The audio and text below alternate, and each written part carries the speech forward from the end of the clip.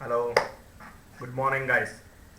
As you know कि आपका topic number 6 का सेकंड क्वेश्चन चल रहा है। Okay, quantitative techniques of decision making. Okay, उसमें आगे के दो वीडियो में मैंने आपको डिफरेंट डिफरेंट टेक्निक की शॉर्ट नोट दे दी है ऑलरेडी। ओके, उसमें फर्स्ट टेक्निक आपको समझाई थी decision tree. Okay, second technique जो लास्ट लेक्चर में मैंने आपको समझाई वो थी क्यूइंग थियरी या वेटिंग लाइन थियरी। हो रहा है क्लियर? दो देख लिए होगे वीडियो। अगर उसमें कोई क्वेरी है तो विदाउट एनी हेजिटेशन आप मुझे पूछ सकते हो, कोई प्रॉब्लम नहीं है। ओके, आज आपकी third quantitative technique is also important for 2.5 mark. जो आज थर्ड शॉर्ट नोट चलाऊंगा मैं, ओके, वो ऑलरेडी इम्पोर्टेंट शॉर्ट नोट है। ओके, फॉर 2.5 मार्क के लिए ध्यान रखना। कौन सी शॉर्ट नोट है? तो शॉर्ट नोट है आपकी गेम थियरी। कौन सी थियरी? Game theory. તમારી માટેનો વર્ડ આવ્યો ગેમ, બરાબર? ગેમ થિયરી આ શોર્ટ નોટમાં પૂછાય છે, ધ્યાન રાખજો શું છે। देखो, game theory is a systematic and sophisticated technique of decision making।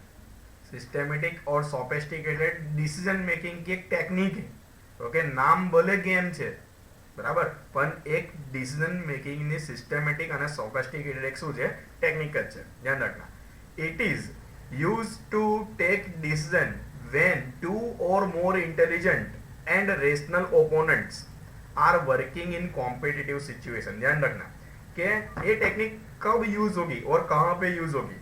तो जहाँ पे to or more intelligent means बे होशियार व्यक्तिओ, बे अथवा तो વધારે હોશિયાર વ્યક્તિઓ કે રેશનલ ઓપોનન્ટ, રેશનલ એટલે બુદ્ધિવાળા જે ઓપોનન્ટ હોય, બુદ્ધિપૂર્વક જે હરીફ વ્યક્તિ હોય, ઓપોનન્ટ એટલે હરીફ, રેશનલ એટલે બુદ્ધિદાયક, બરાબર?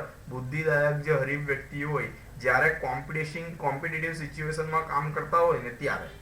फॉर एग्जाम्पल, उसके एग्जाम्पल पर से आपको क्लियर पता चलेगा। देखो, the example of such competitive situation are two company competing for large market share. समझो कि अभी कंपनियों के बीच में आपको पता ही है कि 100% कंपटीशन चल रही है। कंपटीशन तो होगी, कोई भी चीज होगी वहां पे कंपटीशन तो होगी। क्यों? हर एक कंपनी की एक ही ऑब्जेक्टिव होगी। कौन सी? कि भाई मेरी मार्केट शेयर मीन्स मारो मार्केट शेयर વધે, મને प्रॉफिट વધારે થાય, એની માટે બધી कंपनी એકબીજા સાથે શું કરે છે? कॉम्पिटिशन तो करे कि नहीं। दैट मीन्स जितनी भी कंपनी होगी वो सब कंपनी इंटेलिजेंट होगी और रेशनल ओपोनेंट होगी। That means intelligent and rational होगी। ओके, और कॉम्पिटिटिव सिचुएशन में से बाहर निकलने के लिए वो जितने भी डिसीजन लेने, जितनी भी स्ट्रेटेजी यूज करनी है वो यूज करेगी वो लोग। आगे ध्यान रखना। दूसरा topic, the parties like managers and union leaders engage in collective bargaining. चलो, આપણે કોમ્પિટિશન જ કહેવાય, ભલે કંપનીની અંદર જ થાય છે। समझो कि HR manager and union leader दोनों के बीच में सैलरी की बार्गेनिंग हो रही है। ओके, दैट मीन समझो कि यूनियन लीडर ऐसा बोल रहे हैं कि भाई अभी जो कोविड की सिचुएशन चल रही है, अभी बहुत मार्केट में डिप्रेशन चल रही है, हमको सैलरी इंक्रीमेंट करके दो। જે સેલેરી તમે અમને આપો છો તે પ્રમાણે અમારું ગુજરાન ચાલતું નથી, બરાબર?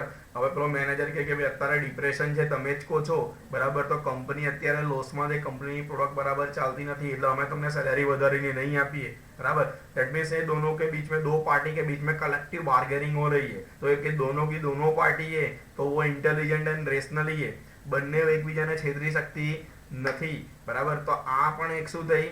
આ પણ એક શું થઈ? કોમ્પિટિટિવ સિચ્યુએશન જ થઈ। ओके, तो यहाँ पे दो कंपनी या समझो एक ही कंपनी का कोई मैनेजर और यूनियन लीडर के बीच में जो कॉम्पिटिंग सिचुएशन अराइज होती है, ओके, तो उसको जनरली उसमें से डिसीजन लेने पड़ेंगे, तो उसको बोलेंगे गेम थियरी। हो रहा है क्लियर? मीन्स उसमें से सिस्टेमेटिकली और सोफिस्टिकेटेड कैसे डिसीजन लेने हैं, ओके, उसमें से बाहर कैसे निकलना है, उसके लिए गेम थियरी काम करेगी। ध्यान रखना। आगे टॉपिक कहाँ से है, वर्ड कहाँ से है, ध्यान रखना। Formally game theory was use in war. Generally ये वर्ड वॉर में यूज होता है, युद्ध में यूज होता है। To decide action of our army against the action of opposite army. समझो कि अभी आपको पता है कि इंडिया और चाइना के बीच में वॉर सिचुएशन चल रही है। क्या हो रहा है? तो वो अपने वर्ड यूज करता था पास्ट में, खबर होता ठंडू युद्ध। ઠંડુ યુદ્ધ એટલે શું કે સમજો કે ચાઇના એના 100 સૈનિકોને મૂકશે બોર્ડર પર, તો ઇન્ડિયા એના 200 સૈનિકોને મૂકશે. ચાइना एना 2 टैंकर मुकसे तो અહીંથી 4 टैंकर ने मुकसे. दैट मीन्स क्या हुआ कि एक आर्मी जो काम कर रही है, समझो, to decide action of our army, આપણી આર્મીના એક્શન ને એ લોકો કેવી રીતે લે છે, એનું રિએક્શન કેવું આવે છે. કે આપણે સમજો 100 સૈનિક મૂકીએ છે તો એ લોકોનું રિએક્શન કેવું આવે છે, સમજો કે એ લોકોનું રિએક્શન એવું હોય કે એ લોકો 50 ના 50 રાખે છે. ધેટ મીન્સ એ લોકોનું રિએક્શન કેવું આવ્યું કે ભાઈ એ લોકોને કોઈ યુદ્ધ કરવું નથી. પડે જ કે નહીં. આપણે 2 ટેન્કર મૂક્યા પણ એ લોકોએ સમજો 20 ટેન્કર મૂકી દીધા, આપણે 100 સૈનિક મૂક્યા પણ એ લોકોએ 1000 સૈનિક મૂકી દીધા. ધેટ મીન્સ આપણા માઇન્ડમાં એક ક્લિયરિટી થાય કે ભાઈ આ લોકો પણ રેડી છે, બરાબર. તો આપણે નેક્સ્ટ સ્ટેપની ડિસિઝન લઈ શકીએ કે ભાઈ હવે આપણે શું કરવાનું, એનું ડિસિઝન લઈ શકીએ. તેને કહેવાય गेम थियरी. થયું હશે ક્લિયર? એક્ઝેક્ટ होगा ना क्लियर? फिर से समझा रहा हूँ, ध्यान रखना.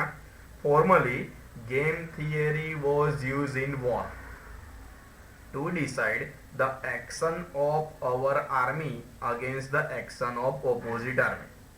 Now it is used in business to take decision in competitive situation. जो गेम थियरी पहले वॉर में यूज होती थी, अब वही चीज सेम बिजनेस में या ऑर्गेनाइजेशन में यूज होने लगी. क्यों? कि आपके कॉम्पिटिटर है, आपका कॉम्पिटिटर है, तो वो आपके बारे में क्या सोच रहा है, उसका नेक्स्ट स्टेप क्या होगा, उसको जानने के लिए आपको गेम थियरी यूज करनी पड़ेगी. અહીંયા તમે શું કર્યું કે સામેવાળી આર્મીની સ્ટ્રેટેજી જાણવા માટે તમે 100 સૈનિકો મૂક્યા ને 2 ટેન્કર મૂક્યા, તો પેલા લોકોએ 1000 સૈનિક મૂકી દીધા, 20 ટેન્કર મૂકી દીધા. दैट मीन्स क्या कि वो लोग भी रेडी है वॉर करने के लिए. हो रहा है कि नहीं क्लियर? तो फिर आपको भी रेडी रहना पड़ेगा कि नहीं. तो दैट मीन्स क्या हुआ कि आपने एक्शन लिया तो उन लोगों ने रिएक्शन लिया, तो फिर आपको भी क्या करना पड़ेगा, फिर से एक्शन लेना पड़ेगा कि नहीं. मीन्स स्ट्रेटेजी बनानी पड़ेगी कि नहीं. स्ट्रेटेजी बनाने के लिए डिसीजन लेना पड़ेगा कि नहीं. हो रहा है क्लियर? वैसे ही कंपनी में भी होता है. एक कंपनी कई डिसीजन લીધું, નવી પ્રોડક્ટ માર્કેટમાં મૂકી, તો બીજી કંપની એના કરતા સારી 2 પ્રોડક્ટ માર્કેટમાં મૂકી, તો ભાઈ તમે તમારી પ્રોડક્ટ રેવા ઓછી દેશો. જો એની 2 પ્રોડક્ટ તમારા કરતા સારી છે, ધેટ મીન્સ એનું માર્કેટ શેર વધી જશે, બરાબર. તો તમારે નેક્સ્ટ સ્ટ્રેટેજી તો બનાવવી પડશે ને. તો એની માટે ગેમ થિયરી બનાવો, એની માટે गेम थियरी यूज થાય. होगा क्लियर? मीन्स कॉन्सेप्ट या फंडा जो है वो एग्जैक्ट क्लियर हो गया होगा आपको. फिर से समझा रहा हूँ, ध्यान रखना. Game theory is a systematic and sophisticated technique of decision making. अगर एमसीक्यू भी कोई भी पूछते तो आपको पता होना चाहिए कि systematic and sophisticated decision making की टेक्निक है. It is use to take decision when 2 or more intelligent and rational opponents are working in competitive situation. तो जनरली बिजनेस में तो 2 और मोर इंटेलिजेंट या रेशनल ओपोनेंट ही means competitor ही हो गए, जो कॉम्पिटिटिव सिचुएशन में ही काम करेंगे. मीन्स आपको पता है कि समझो कि एक चीज के बहुत सारी कंपनी है, दैट मीन्स बहुत सारी कंपनी है, दैट मीन्स इतनी सारी कंपटीशन है. समझो कि आपको एग्जांपल दूं मैं, तो मोबाइल इंडस्ट्री. तो मोबाइल इंडस्ट्री में समझो कितनी मोबाइल सेलिंग करने वाली कंपनी है, तो हर एक के बीच में कंपटीशन है. दैट मीन्स क्या कि 2 या उससे ज्यादा इंटेलिजेंट और रेशनल ओपोनेंट क्या हुआ है, एक दूसरे के साथ कॉम्पिटिटिव सिचुएशन में काम करते हैं कि नहीं. ओके. तो समझो कि एक कंपनी ने नया मोबाइल मार्केट में लाई, कोई कंपनी नવો मोबाइल मार्केट में लाई, अमुक एमाउंट थी लाई, बराबर. तो बीजी कंपनी ने स्ट्रेटेजी बनावता आवड़ी જોઈએ કે નહીં, તો એને કહેવાય गेम थियरी. ओके. होगा क्लियर? चलो आगे देखो. The example of such competitive situation are. Competition situation के एग्जांपल क्या है, तो देखो, 2 company competing for large market share and 2 parties like manager and union leaders engage in collective bargaining etc. Generally जो गेम थियरी वर्ड है वो war में use होता था કે જે એક આર્મી છે એની સ્ટ્રેટેજી જાણવા માટે તમે गेम थियरीનો યુઝ કરતા હતા, બરાબર. પણ આ વસ્તુ યુઝ હવે બિઝનેસમાં થવા લાગ્યો છે. होगा क्लियर? ये आपका फंडा मैंने क्लियर करवा दिया गेम थियरी का. होगा ना क्लियर इसमें? ओके. चलो नेक्स्ट टॉपिक आपका क्या है, देखो. नेक्स्ट टॉपिक है आपका features of game theory. Features of game theory, ध्यान रखना. A competitive situation is called game. Competitive situation है उसको ही क्या बोलेंगे, गेम.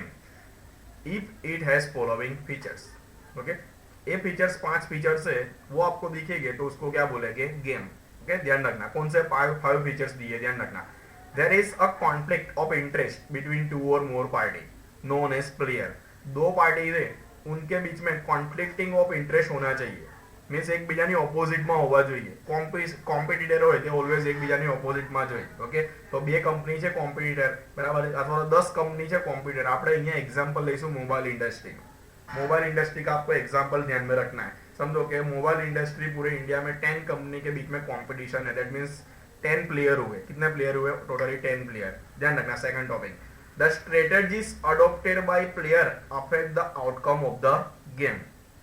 जो गेम चल रही है मीन्स कॉम्पिटिशन चल रही है, 10 कंपनी वच्चे कॉम्पिटिशन चाले छे, एक कंपनी स्ट्रेटेजी अडॉप्ट थई, एक कंपनीए कोई स्ट्रेटेजी अडॉप्ट करी, एना कारणे આખી આખી ગેમનું આઉટકમ શું થવાનું છે? રિઝલ્ટ। આઉટકમ એટલે શું કહેવાય? રિઝલ્ટ। રિઝલ્ટ શું થવાની છે? અફેક્ટ થવાની છે ને થવાની છે, બરાબર। અમુક કંપની પર એની પોઝિટિવ ઇફેક્ટ થશે, અમુક કંપની પર એની નેગેટિવ ઇફેક્ટ થશે। ध्यान रखना। क्या है? ध्यान रखना। The strategy adopted by each player affect the outcome of the game. Simple चीज है। अभी एक कंपनी ने स्ट्रेटेजी चेंज की तो दूसरी कंपनी भी स्ट्रेटेजी चेंज करेगी, तो उससे क्या होगा? गेम की इफेक्ट क्या होगी? गेम पे पॉजिटिव या नेगेटिव इफेक्ट आएगी। ध्यान रखना। Each player chooses his own course of action, means best way. Own course of action that means क्या? हर एक प्लेयर अपने हिसाब से अपनी बेस्ट वे या अपनी बेस्ट स्ट्रेटेजी का यूज करेगा। वो दूसरी कंपनी की स्ट्रेटेजी का यूज नहीं करेगा, अपने हिसाब से अपनी बेस्ट स्ट्रेटेजी का वो यूज करेगा। आगे, all players act rationally and intelligently and they have full information about the situation.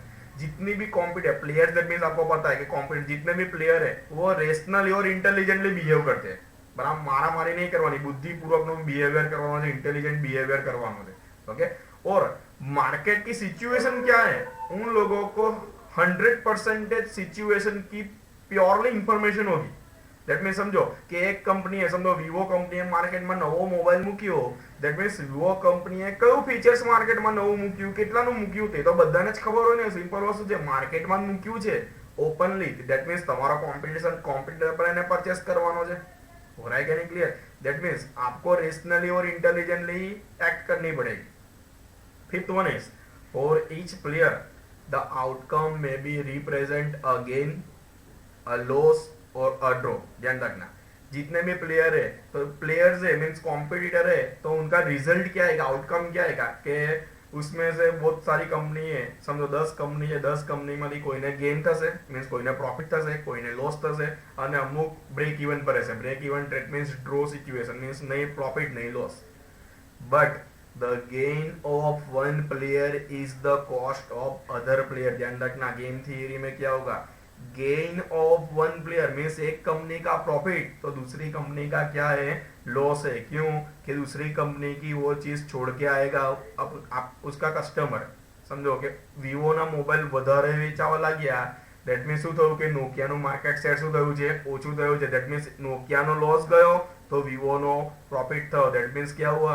कि gain of one player that means Vivo का गेन हुआ, तो cost of other player that means Nokia का cost कम, cost क्या हुआ? Means loss हुआ। That means उसको cost बढ़ेगी। होगा क्लियर? 5 टॉपिक इधर दिए, ध्यान रखना। कौन से 5 फीचर्स दिखेंगे तो आपको गेम होगी, गेम थियरी स्टार्ट होगी। तो देखो फर्स्ट टॉपिक फिर से, there is a conflict of interest between two or more parties. બે અથવા વધારે પાર્ટીની વચ્ચે કોન્ફ્લિક્ટ ઓફ ઇન્ટરેસ્ટ હોય, મીન્સ કોન્ફ્લિક્ટિવ સિચ્યુએશન અરાઇઝ થઈ તો એને કહેવાશે ગેમ થિયરી। અને એ જે કોમ્પિટિટર છે તેને શું કહીશું આપણે?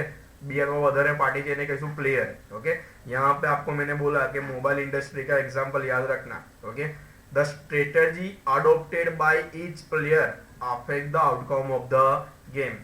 जो भी स्ट्रेटेजी कॉम्पिटिटर आपका अडॉप्ट करेगा तो वो गेम के आउटकम पर इफेक्ट करेगी। Each player chooses is own course of action. जो भी प्लेयर है अपने हिसाब से अपनी स्ट्रेटेजी बनाएंगे, बट जितने भी प्लेयर है वो एक्ट रेशनली और इंटेलिजेंटली एंड उनके पास मार्केट की 100% नॉलेज होगी। एंड ईच प्लेयर जो भी स्ट्रेटेजी बनाते उसका आउटकम क्या आएगा? तो या तो गेन होगा, या तो लॉस होगा, या फिर ब्रेक इवन होगा। बट अगर गेन हुआ तो एक कंपनी का गेन दूसरी कंपनी के लिए लॉस, या फिर दूसरी कंपनी की कॉस्ट इंक्रीज करेगा। होगा क्लियर?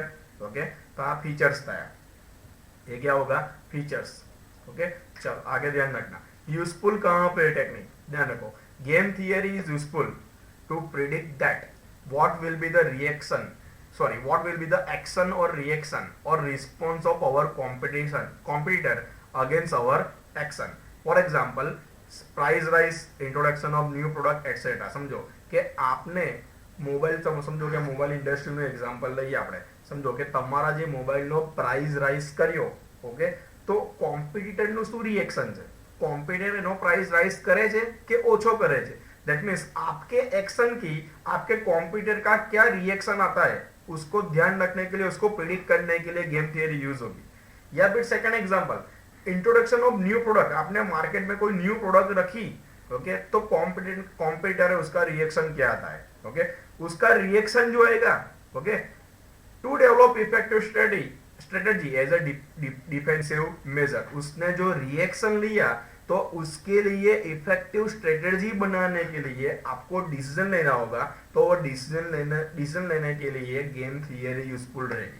दैट मीन्स તમે એક્શન લીધું, સામેવાળાએ કોમ્પિટિટરે રિએક્શન લીધું, તો એ રિએક્શનની સામે પાછું તમારે એક્શન લેવું પડશે ને, બરાબર? ડિફેન્સિવ સ્ટ્રેટેજી બનાવવી પડશે, એની માટે તમને ગેમ થિયરી કામની હોगा। ક્લિયર? First topic.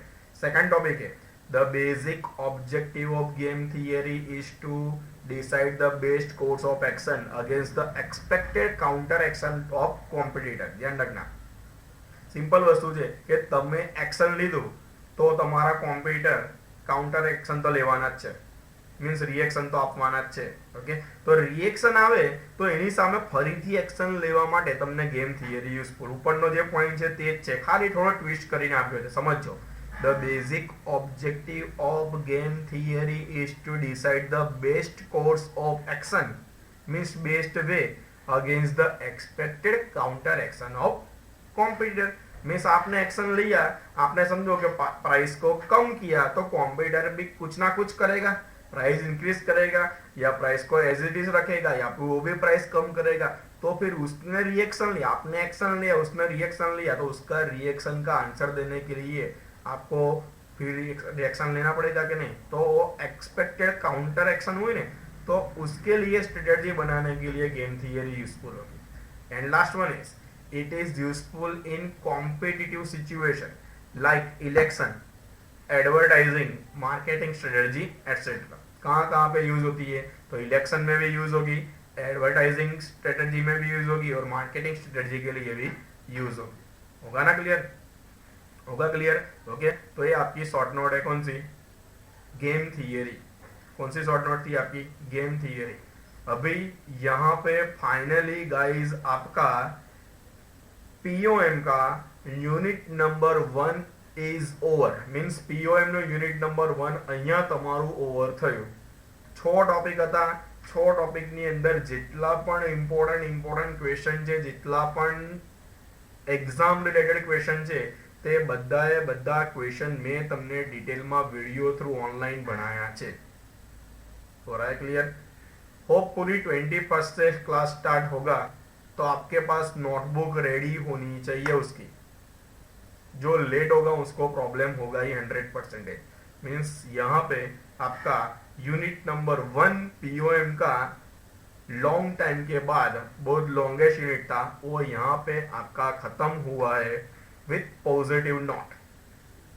ओके, अगर कोई डिफिकल्टी है तो विदाउट एनी हेजिटेशन आप पूछ सकते हो। ऑफलाइन होगा तो ऑफलाइन में भी समझा दूंगा, कॉल करो या ऑनलाइन में भी समझा दूंगा विदाउट एनी हेजिटेशन। मिलते हैं, best of luck, thank you, bye.